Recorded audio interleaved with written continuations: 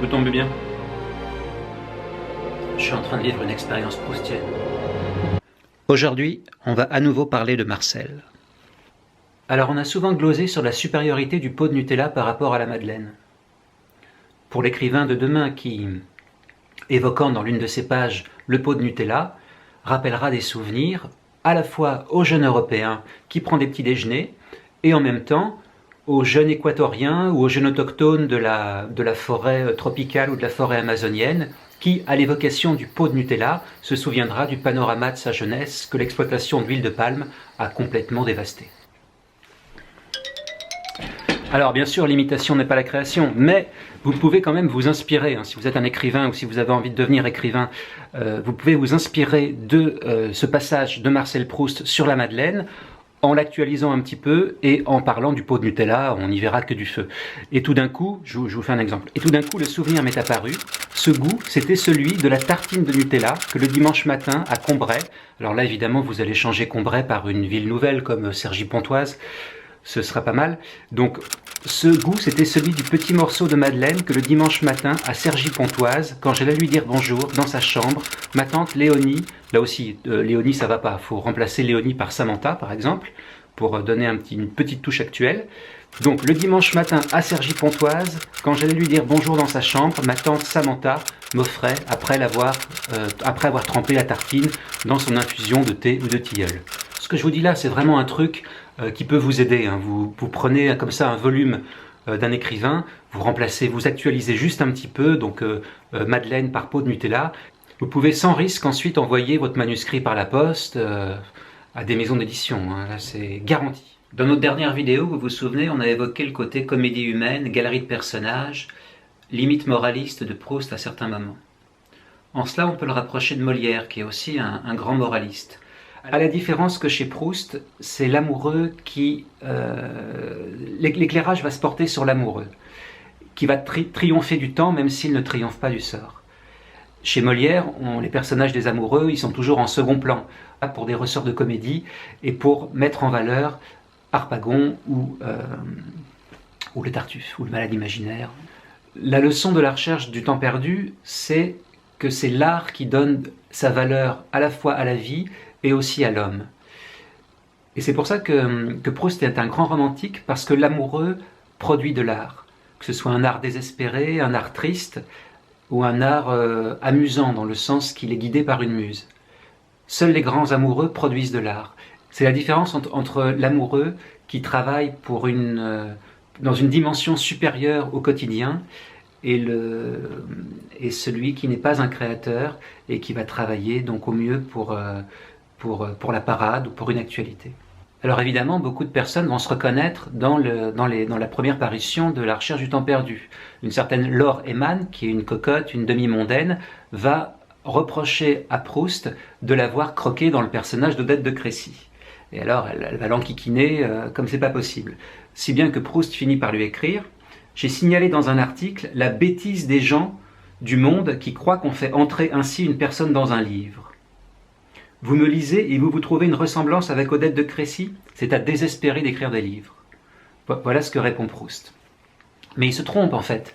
J'ai l'impression qu'il faudrait, enfin il se trompe, il est poli avec cette dame, mais j'ai l'impression qu'il faudrait avoir une obligation de se reconnaître dans les livres. Par exemple, si vous adorez L'Attrape-cœur de Salinger, bien sûr vous avez une tendresse pour le personnage, pour Holden Caulfield, mais si vous aimez tant ce livre, c'est parce qu'aussi il fait résonance en vous et que vous y retrouvez l'adolescent que vous avez été ou que vous êtes toujours. Et c'est ça le charme d'un livre, c'est-à-dire qu'on ne se connaît pas, on se connaît peu, mais si vous me lisez, je peux vous faire trembler comme si j'étais à côté de vous. Bon, alors évidemment, ça ne marche pas pour tout ce que je raconte, évidemment. Si vous lisez Le Dernier des Mohicans, c'est normal et c'est sûr que vous n'allez pas aller au Burger King de Saint-Lazare dans le même costume ou le même état d'esprit que Chingachgook. De même, si le soir vous sortez au VIP Room, vous n'allez pas dire au physionomiste « Laisse-moi entrer, sinon il t'en cuira, car je suis le dernier des Mohicans. » Non. Alors, en bon amateur de livres, je sais que vous vous interrogez souvent sur ce qui est proustien ou pas. Par exemple, Twitter, c'est pas du tout proustien. 140 mots, le pauvre Marcel, il explose les 140 mots à chaque page. De ces deux pochettes de disques, par exemple, laquelle est proustienne? Allez, je vous laisse quelques secondes. Bah évidemment, c'est pas celle-là. Hein. Celle-là, c'est pas du tout proustien. C'est plutôt celle-là. Vous voyez, une cheminée, le confort de la maison. Longtemps, je me suis couché de bonne heure. Et ils sont d'ailleurs. L'indice, c'est que les personnages sont en train de lire un livre de Marcel Proust. Je crois que c'est Le Temps retrouvé. Bonnie Tyler, Faster than the Speed of Night. Non, c'est pas du tout proustien, parce que longtemps je me suis couché de bonne heure, c'est complètement antinomique avec Faster than the Speed of Night. Non, pas proustien.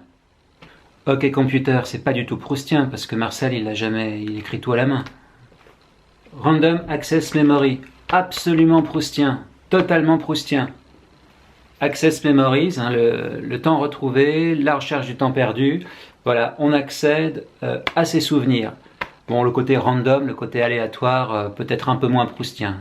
Ce qui est aléatoire, c'est certains d'entre vous, pour partager ces vidéos, ça je trouve ça aléatoire.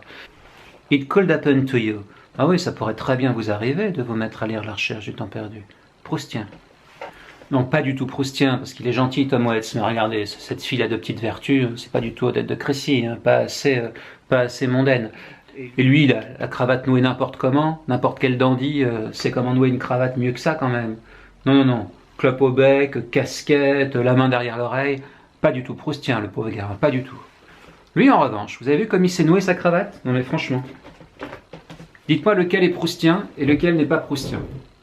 Je me recule un peu. Est-ce que vous voyez quand même l'élégance d'une nœud de cravate? À la française, quoi. Marcel Proust. En plus, le titre du disque. Il est là, le titre du disque. Quelqu'un de l'intérieur. Non, mais quelqu'un de l'intérieur, c'est Marcel. Il écrit la nuit, c'est quelqu'un de l'intérieur. Il intériorise tout. Très proustien. Bon, la moustache, peut-être la tailler un peu plus. Puis les cheveux un peu longs. Hein, mais ça, c'est pas du tout proustien. Il n'y a rien de marqué. Aucun mot. Une espèce d'oscillation, là, ou une paire de lunettes, j'en sais rien, mais c'est pas du tout proustien. Alors lui, il est très sympathique, hein, il nous regarde un peu de haut avec sa guitare, mais non, non, il n'est pas du tout proustien, lui. Hein. Oubliez. Par contre, là, Bringing It All Back Home, absolument proustien. Le type, là, il va se promener dans la rue, il ramène des trucs, il prend des notes, et il ramène tout à la maison, comme le titre l'indique. Ça, c'est proustien, c'est proustien. C'est absolument proustien. D'ailleurs, une femme très élégante, hein, en robe rouge, habillée dans une pose très proustienne. Et aussi, surtout, vous remarquez la cheminée qui fait écho à cet album absolument proustien, vu qu'ils avaient un livre en plus. Regardez. Il y a une cheminée, pareil. Donc ce disque-là est vraiment proustien à recommander, vraiment. En plus, dessus, il y a quoi? Il y a It's All Over No Baby Blue, ça c'est super, c'est superbe. It's All Over No Baby Blue, c'est Albertine disparue et le temps retrouvé en même temps.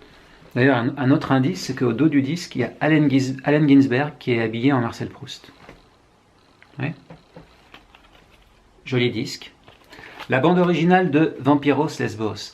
Alors, absolument pas proustien. En revanche, si vous lisez Pailleille Monstre, alors ça, c'est vraiment la bande originale idéale. Longtemps, je me suis couché de bonne heure.